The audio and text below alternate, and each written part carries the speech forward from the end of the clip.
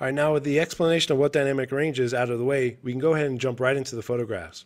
And so what I have here are 6 photographs, 3 taken with each camera, and for each pair of photographs I shot the exact same scene with the same framing and the same focal length, as well as the identical exposure. And so for the Canon body, I've used its 18-55 IS kit lens, and for the Nikon body, I used its equivalent 18-55 VR kit lens. And so we're comparing the same class of bodies as well as the same class of lenses.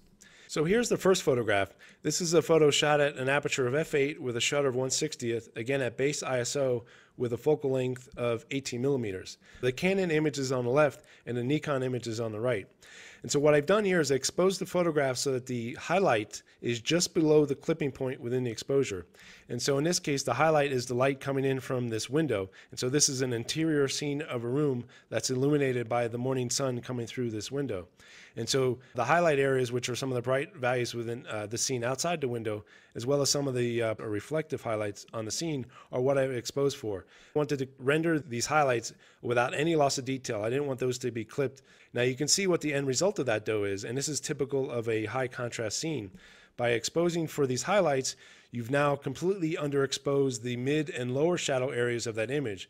In order to account for that and correct that, you need to, in post, elevate those shadows to lift their exposure values up close to where the mid and highlight areas are. And you do that within a tool like this in Lightroom, where you adjust the exposure of the shadows. So now I'll go ahead and show you what these photographs look like after I post-process them to increase the exposure of the shadows. And again, this is the step that's necessary in order to utilize the full dynamic range of the sensor. All right, here's the result of that post-processing. We've got the Nikon now, the image is on the left, and the Canon image is on the right.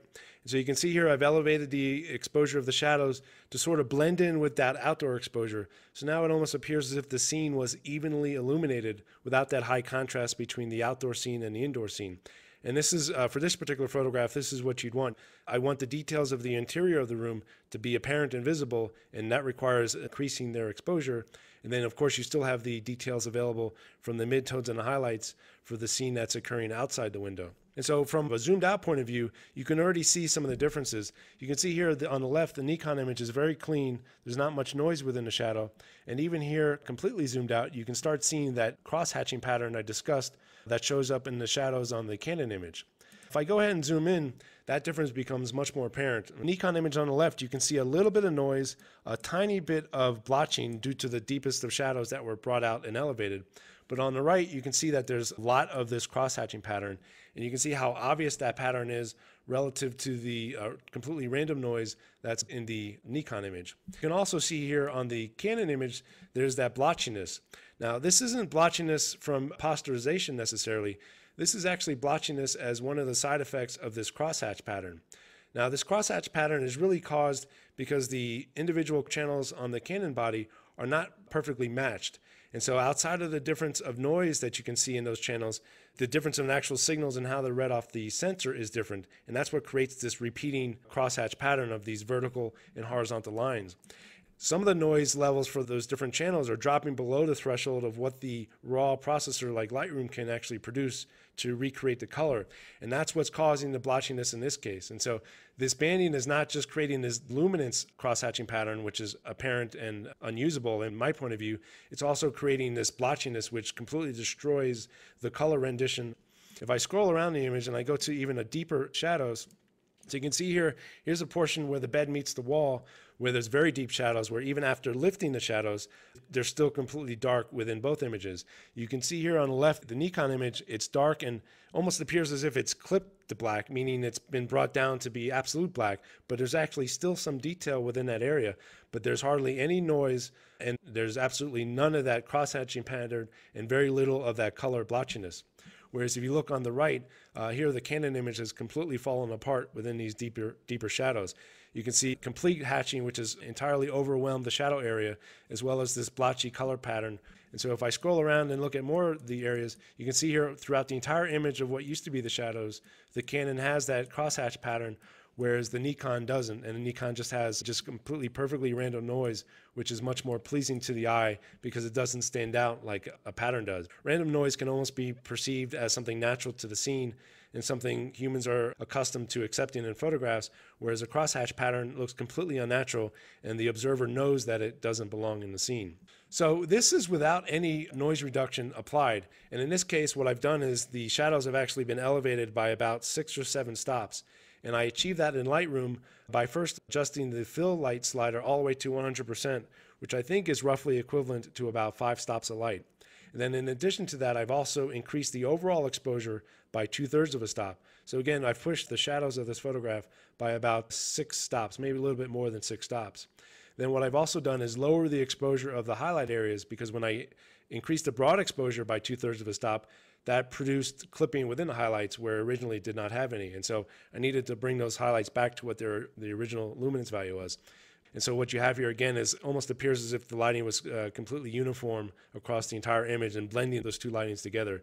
And it almost looks like a high dynamic range scene where you've blended exposures, because it's really producing that same effect of mapping all those different tones within the tone values that the output device can actually reproduce. So without any noise reduction applied, let's go ahead and see how well the images stand up to some noise reduction. This is the D5100 image, and I'll go ahead and zoom in. And you can see here, I'll go to the darkest area where the noise may be more obvious. And you can see the noise is really just the speckle patterns, which is the completely random luminance noise. There's not much color noise outside from some of that blotchiness. And so what I'll do here is I'll gradually increase the noise reduction slider for the luminance within Lightroom until it gets to the point where I think, from my own subjective point of view, where the noise is no longer visible.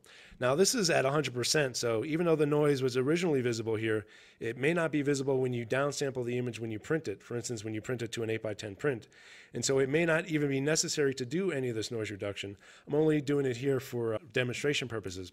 So you can see here I've increased the noise reduction up to 20 for the luminance, and the noise is much less apparent. There's still a little bit noise within the shadows here, but it almost appears as if the shot was optimally exposed without pushing the shadows, because I've completely eliminated what I perceived as noise.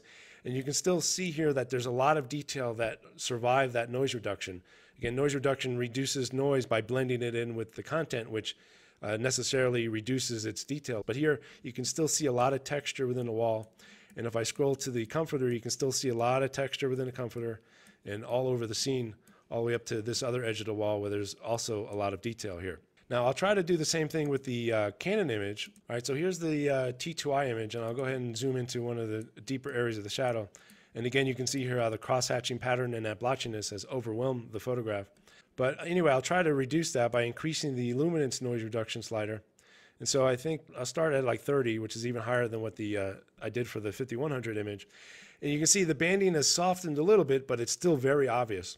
And even worse, that blotchiness has actually become more apparent as I've increased the luminance, because I've reduced the detail, or the apparent detail, of that hatching pattern, which isn't really true detail, but just this false noise detail that's been introduced. So that makes the blotchiness of the colors even more apparent. So let me see if I can further reduce or eliminate that banding. So I'll go ahead and gradually increase this, and as I increase it, get to the point where maybe about 70, which is a very high level of luminance reduction, the horizontal aspect of the banding has been almost eliminated, but you can still see the vertical aspects of the banding. And actually you can still see some of the horizontal areas as well.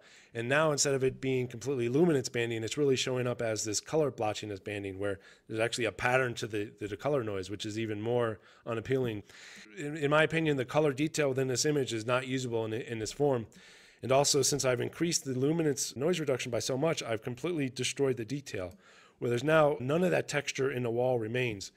And then also, if I scroll to the comforter, there's now that smooth look where there's hardly any detail within the comforter that was there before. And I'll show you the difference if I go ahead and load back up the 5100 image and compare the two. And I compare the two, there's much more detail left in the comforter than there was in the Canon image after that noise reduction. And now I'll go to one of the walls, and you can see the difference of detail here. Here you can still see a lot of the texture and the natural color rendition within this yellow wall, whereas on the Canon image, you can still see a little bit of banding. It's very smooth because all that detail has been destroyed, and there's also that color blotchiness. Now I'll also show you the difference on this paper lamp here. On the right, you can see the gradations of white within the lamp on the Nikon image, and these are actual crevices within the actual light, and so a lot of detail there is being maintained. where on the left with the Canon image, that's all been smoothed out where it almost looks like a flat piece of paper. Again, another demonstration of how the detail has been destroyed by increasing that luminance noise reduction on the Canon body. And I had to increase it higher to offset the banding that was in the Canon image, which is not present within the Nikon image. This is an actual real-world example of how the dynamic range, and particularly how the difference of the shadow performance between the cameras manifests in the actual day-to-day workings of a photographer, where you're shooting these high dynamic range scenes with the intention of lifting the shadows in post. Well, with the Canon body, you really can only lift the shadows by maybe a stop and a half before you start seeing the negative effects of the banding and the noise. Whereas on a Nikon body, you can lift it up to 6 or 7 stops, depending on the content and your tolerance for noise and noise reduction, without any of those negative side effects. Now, one important thing I should note is that even though you can't see it, there's actually banding and noise both within the highlights and the midtones in the Canon image, because the read noise, which is producing that banding, and also the channel imbalances, is there for all levels within the tonal range of the photograph.